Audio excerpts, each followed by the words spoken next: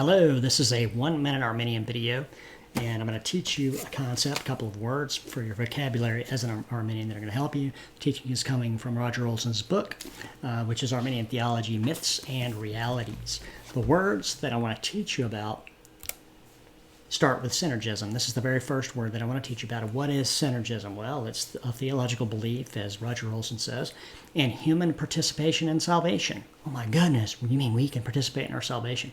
Well, that brings us to another point, because there is, in fact, a form of synergism that is heretical. So heretical synergism is Pelagianism and semi-Pelagianism, Pelagianism, which are not easy to say, but they are what amounts to being the belief that we can save ourselves, that we can just pick ourselves up by our human bootstraps and just move along and start following Jesus without grace.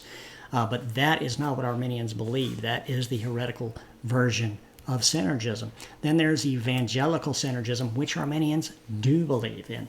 We are evangelical synergists, you might say. So it's not the heretical version of synergism. The synergism of classic Arminians, like the Salvation Army and the Church of the Nazarene, is a synergism in which we affirm every exercise of goodwill toward God by human beings requires prevenient grace, assisting grace, enabling grace, which also includes not resisting the saving work of Christ. So when Christ comes and calls us, we can participate or not. We can appropriate or misappropriate.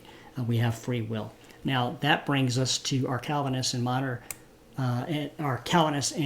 Reformed theologies, or brothers and sisters, and they believe in Monergism. Monergism is the belief that God determines all reality, right? Everything in nature and reality is under God's control. This means that nothing happens that is contrary to the will of God. Monergism includes the belief that God planned and directed the fall of humanity.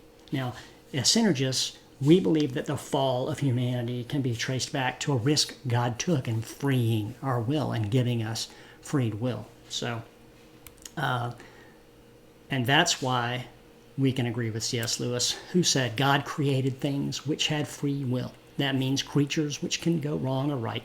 Some people think they can imagine a creature which was free but had no possibility of going wrong, but I can't. If a thing is free to be good, it's also free to be bad.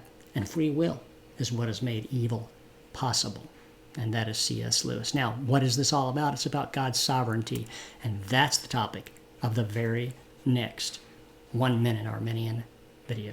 God's peace to all of you. Have a great day. And I'll talk to you again soon.